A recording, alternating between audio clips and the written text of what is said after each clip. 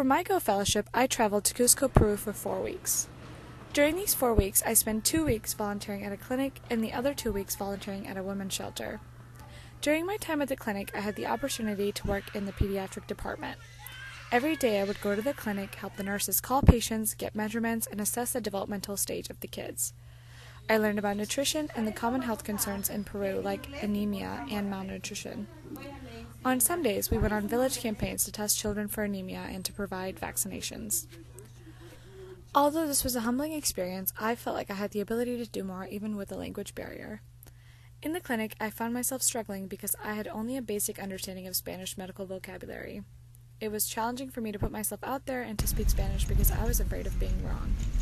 This led for a switch in my placement. For the 3rd and 4th week, I worked at a women's shelter where I watched the kids while their mothers worked or ran errands.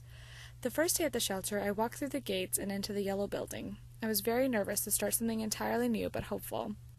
The other volunteers and I went to wake up the kids and get them ready for the day. We knocked on the door, and there was no answer. Suddenly, the door opened, and all the kids ran towards us, embracing us and greeting us.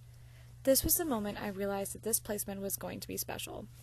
For the next 2 weeks, I learned Spanish songs and slang, and of course, broke up many fights over toys. At the end of my time at the women's shelter, we had the opportunity to take the kids to the zoo. We had gone over books and puzzles about animals and birds, but these kids had never seen them in person. This was a valuable experience for me as a volunteer to be able to travel with the kids and make this possible for them.